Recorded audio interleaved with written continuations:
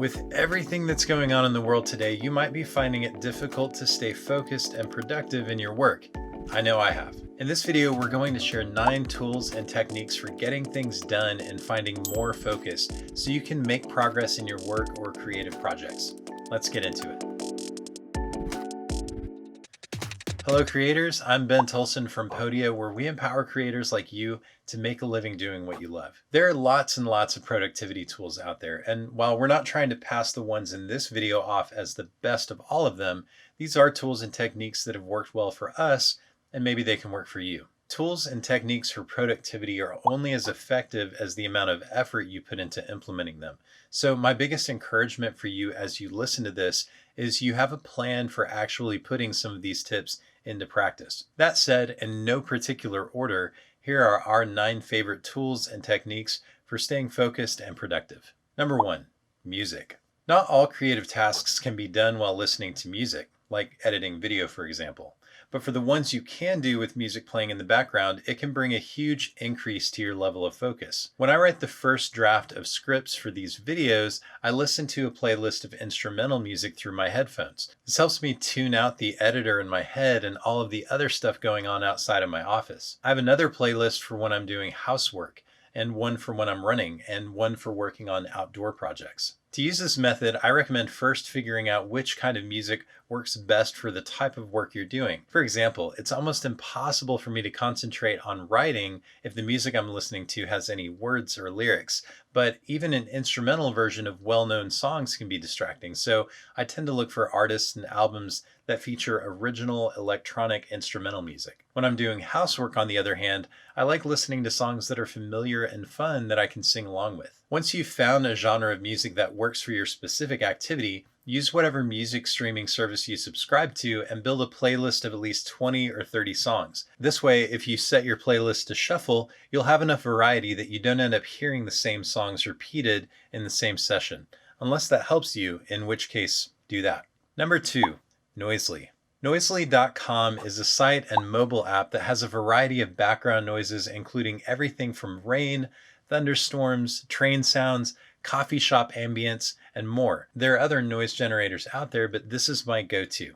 This can work in a similar way to music and give you background noise to work against. I'd mentioned, for example, that it's difficult for me to write if the music has words, but human voices in the coffee shop ambience are indistinct enough that it actually creates an atmosphere that helps me focus even more. One of my favorite things about Noisli is that you can set up favorite combinations of sounds. So if you want to imagine you're sitting on a beach next to a campfire in the rain while a train passes through in the distance, that's a thing you can do. Noisli even features a distraction-free text editor that you can use on their free plan. Even more sounds and cool features are available in their paid plans. You can check out Noisli at noisli.com or by searching Noisli in the App Store. Number 3, RescueTime. If you find yourself easily distracted by the infinite sea of information and connection that is the internet, you might want to check out RescueTime. RescueTime is an app that automatically tracks your computer or mobile device activity and gives you a clear picture of how you're spending your time on digital tools. One of the best ways for us to change habits and behaviors related to productivity is to first measure and understand how we're spending our time. In addition to tracking, RescueTime can also block certain apps and websites, allow you to schedule focus time, and integrates with other apps so you can easily make it a part of your workflow. RescueTime is free for the first 14 days and then $6.50 a month with an annual plan. For the time saved and productivity achieved, I'd say that's a fantastic deal. Number 4, timers. Yes, I'm serious. Good old-fashioned timers have been an effective tool for getting things done since before they invented the word productivity. Timers work so well because they allow your brain to think in terms of segments of time dedicated to a single task. For example, when I set a writing timer for 50 minutes, I signal to my brain that I can focus solely on the task of writing for the next 50 minutes without worrying about other tasks or whether or not I'm spending too long on the task of writing. There are tons and tons of different timer apps, and almost every device comes with some kind of timer app already installed and ready to go. My favorite one to use is actually the timer app on my Apple Watch, and I'll tell you why. First, I like to set it to vibrate once the timer goes off, which means there's not a loud, intrusive noise that pulls me out of flow, but a gentle vibration on my wrist to remind me that my time is up. Second, I like that once I set it, I can just ignore it and not pay attention to the ticking clock. I know that the timer is keeping track of time for me, so I don't have to. Third, it's a pretty simple interface that's easy to set and start, and I've got the timer as a complication on my watch face, so I don't have to waste time looking for the app. Of course, if a fancier timer app works better for you, use that. The point is to give your brain permission to focus on just one thing for a specific amount of time. And for that, just about any timer will do.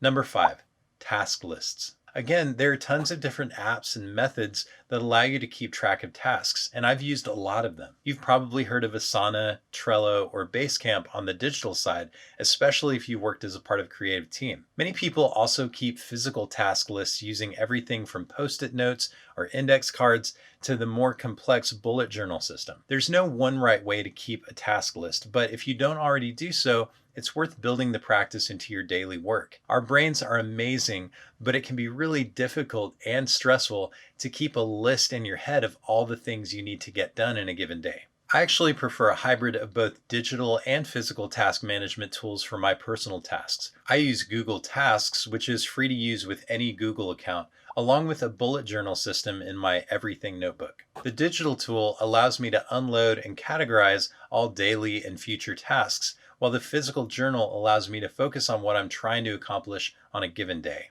Number 6, meditation. This is perhaps one of the most underrated techniques on the list for achieving better focus and productivity, though its effects could not be clearer. A meditation or mindfulness session usually consists of spending a certain amount of time focusing on your breath and allowing your thoughts to pass through your mind without judging or holding on to them. It seems simple, but it can actually be really difficult just to sit and breathe without getting caught up in your thoughts. An effective meditation practice allows your brain to experience the sensation of being present rather than being preoccupied with the past or the future. It signals to your body that you are safe and allows you to relax.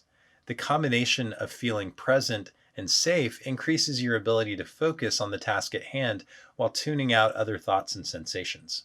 I personally use the Breathe app on my Apple Watch to have a couple of 5-minute sessions throughout the day. One of the tricks I use to keep from getting distracted by my thoughts is I look at an object in the room and with each new breath, just repeat the color of the object in my head. Maybe that sounds a little strange, but it works for me.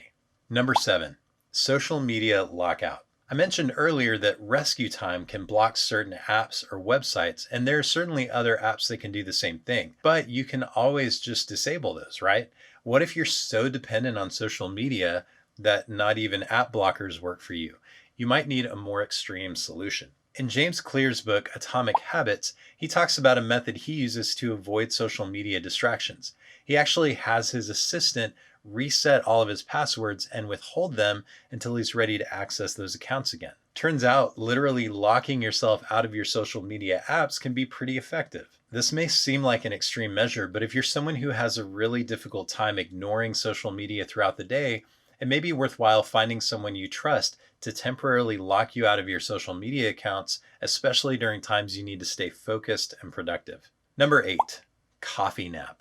You've heard of coffee and you've heard of power naps, but have you heard of coffee naps? This is one of my favorites, and if you've never heard of it before, get ready to have your mind blown. To use this method, drink a cup of coffee and then immediately take a 20-minute nap. This combines the power of coffee with the power of power naps. A 20-minute power nap is already great because it's a short enough time to avoid getting into a deeper state of sleep, but a long enough time to help you feel refreshed. It takes about that same amount of time for your coffee to kick in. So once you wake up, it's like a double boost. I know it sounds a bit out there, but this method has actually been backed up by real studies, and I can personally attest to its effectiveness. Either way, it's worth giving a try to see if coffee naps can work for you. Number 9, 3 R's.